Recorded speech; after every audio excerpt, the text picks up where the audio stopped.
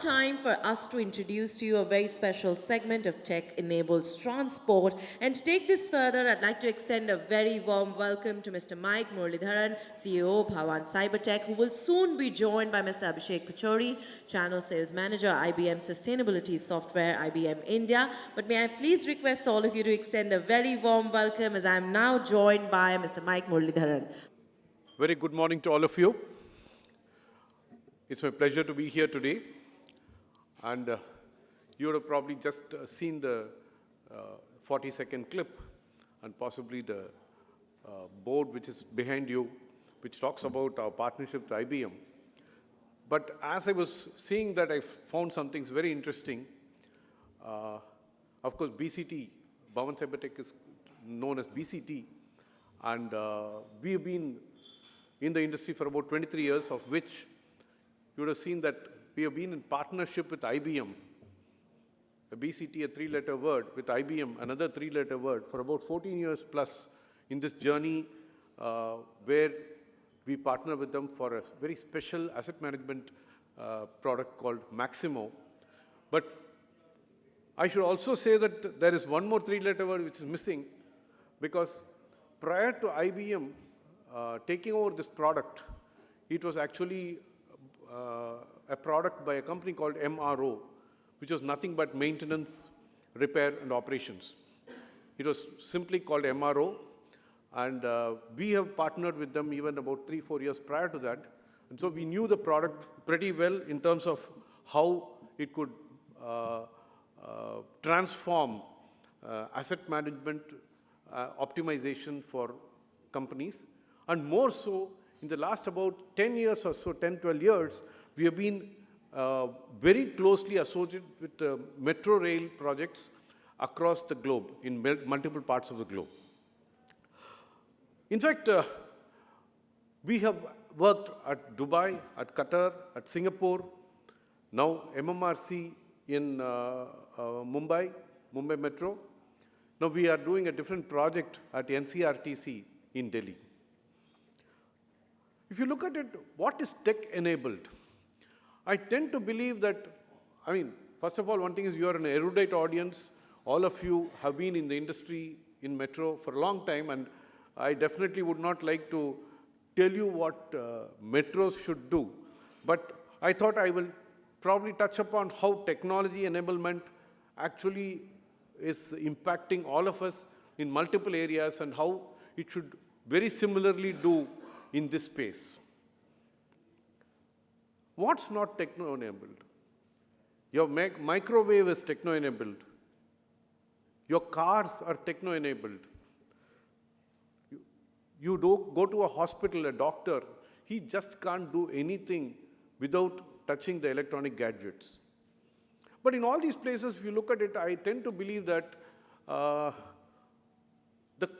the technology is not seen by us at all. If you look at a microwave, you just put your food in and heat it, but you don't even try to understand what is behind it. If you look at a car, you just get into it and say, okay, fine, the AC is fantastic, the music is fantastic, it's got a phenomenal drive comfort, but not once do we think what is inside the bonnet. In fact, more so, I think this is one device which in reality is touching everybody's lives. In fact, it used to be a key phone, then it moved to probably a key plus display phone because we felt displays are required, and suddenly somebody realized when your keypad is not used majority of the time, why should it occupy all the time? And the smartphones evolved with a full screen. And even today, all of us use a mobile phone with so much of comfort. It is an experience. Majority of the times, when a person buys a phone, the first thing he looks at is how good the camera is, not how good the audio is or how good the... So why I'm saying that is tech enablement is all about an experience. Today, metro is probably one of the real impact creators across the country, what I see, where people really feel it's an experience. It's no more a locomotive which carries you for 30 kilometers from here to there. It is now an experience. From the time you step in, not even step in, step out of your house, you want to be comfortable till you reach the station, till you enter the coach, till you get out of the other side, until you reach your office or wherever you are. So, essentially, the tech enablement has to be across the segment, and that is where I think a company like BCT has been experiencing this for almost more than about 10, 12 years in various parts of the world, whether it's Dubai, Qatar, London Tube. Some of our people have worked extensively there and things like that. So there is an idea about what is expected in this sector. In fact, if you look at it, like I was telling you, when we began our relationship with MRO, we were focusing only on the maintenance, repair, and operations, and actually the experience or the delight of somebody experiencing out of that was not a prime criteria. But in today's context, when we are implementing a Maximo solution or any other solution that we have, in fact, we are having, as I told you, we are in a multifaceted company from a metro perspective. Right now, we are actually in the in the process of implementing a commuter convenience app for NCRTC, which will actually touch the person. It could be like as you walk out of this train, you will want to book a cab, you can book it right from your app, or possibly in due course of time, you want to buy groceries on your way home, you can do that from the same app. I mean, that's the type of dream that we have, because the experience is not about just moving from one place to another. In that context, I was talking about BCT, IBM, MRO, three-letter words. I feel why BCT, what is the reason you should all look at BCT for any solution from, for a metro? 80-85% of what is required from a digitalization perspective, we will be in a position to help you out. It is the expertise, the knowledge of the software, whether it's IBM Maximo or whatever we are doing, how much of knowledge we have about the product, that expertise is one aspect. The second aspect is, it is not just expertise, it's not a 1 year, 2 year, it is possibly for the last 17 years of what we have been doing in this particular space. So the experience that we have, and the third E, expertise, experience, and the execution. So because of the first two, our execution capability is very good. So there is a certain amount of, you will not have the headache of not knowing whether this will be executed well. So overall, what I would like to state is that tech enablement is all about providing the best experience, the convenient, the delight to 360 degrees of stakeholders, whether it is the commuter, whether it's the vendor partners who are going to service your, stations and the rolling stock and everything. And overall, in that particular context, I'm sure that you would find us as a fantastic partner for you. And going forward, I just thought my colleague from IBM, Mr. Abhishek Pachori, who handles the, the IBM Maximo part of it in India, I want him to probably tell a few words about how IBM can help out. Please, Abhishek, thank you. I think Mr. Mike has covered a specific part of the portfolio what we have, which is primarily the asset management, what we do. If you ask me, from an asset management perspective, we have a good presence in India right now, with most of these operational metros having a Maximo presence already as a product line. I'm going to talk something different outside of that Maximo as well here, because this is the another solutions what we do in the rapid rail transit solutions, and I will share one use case also, one of the best use case what we have right now. I would like to connect first my conversation with what Mr. Awasthi said in the opening session, that he has mentioned one thought, right? When he was traveling with Honorable Chief Minister, he mentioned that he was having a thought that why we cannot build the under water tunnels, right? So that's a thought in his mind right now. When it go for the next step, it will go for the plan. After that, it will go for design, and after it will go for the collaboration and then the execution. I'm pretty much sure we all in the room would be agree on that. Any infrastructure project related to metros, railways is not a simple project. It's always a multi-dimensional project. That's why it is always complex. Now, how to reduce that complexity and make it an error-free projects, that's what we are coming into that.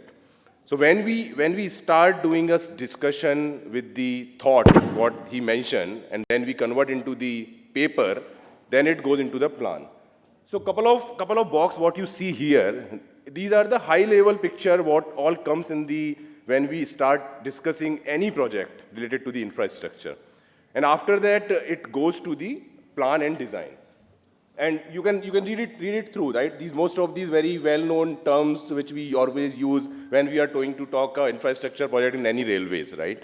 Challenges, what Mr. Awasthi also mentioned in the beginning, that these are not only the challenges of the collaboration, there are challenges others also. We need to meet the compliance as well, we need to meet security as well, we need to meet project timeline, we need to meet budget as well. So we need to do all these things in budget, with the compliance, with the security and safety. But the ownership of these all aspects are different.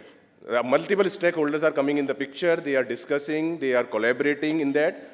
So there are very, very high chances for the disconnection because there is no collaboration which happens, then it goes to the disconnects. So these are a couple of observations, what I say that these are the primarily known challenges which comes into the complex projects. One example I would like to share with you, and this is a very, I would say, a layman language example.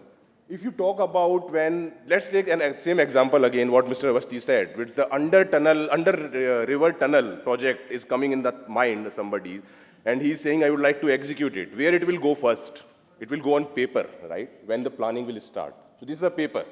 The piece of paper where he's going to draft that what I'm going to do, right?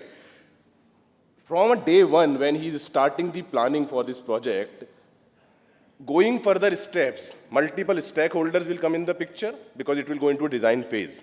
Once it will go into design phase, your contractor will come in the picture, your stakeholder will come in the picture, their requirements also will capture in the same document. Now, do you think that if this document will be in this shape, will it be suffice to execute the project? No. There is no digital tracking we are doing, right? How would we track if anything who is not meeting the requirement or he is doing some errors into that? One example, a wire, it can be a copper, it can be a steel, right? If somebody has just mentioned wire, it would be a big difference for large projects, right?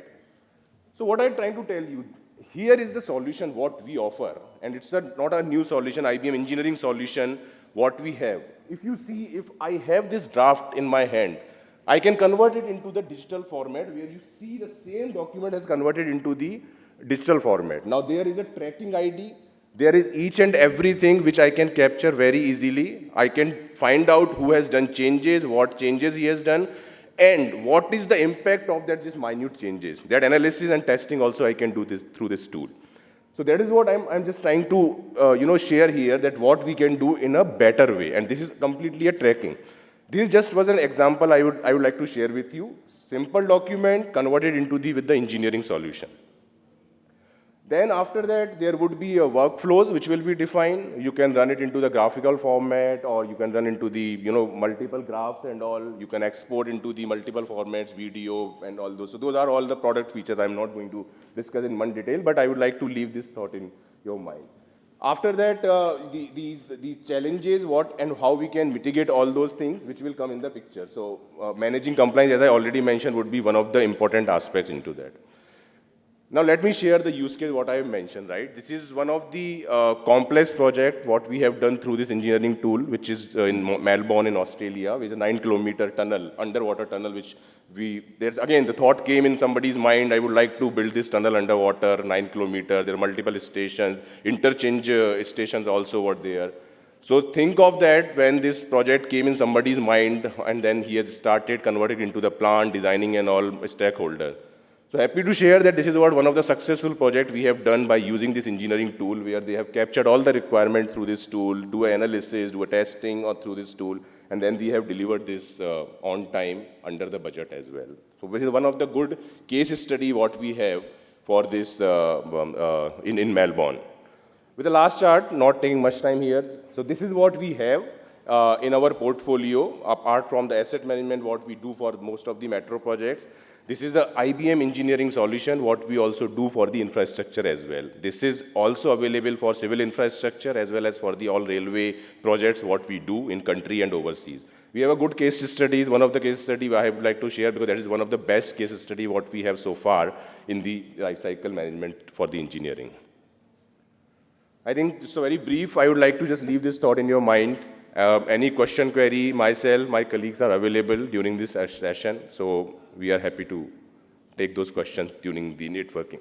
Thank you so much. We'd like to take a moment and thank both of you all for joining us. So may I please request all of you to put your hands together as I welcome Mr. Nilaksh S. Vyas to join us on stage and acknowledge and present our speakers with a token of our appreciation. A round of applause for Sir. May I also request Mr. Devendra Dutt Mishra, ED, Rolling Stock, Mahametro, to please join us on stage and give us your good company.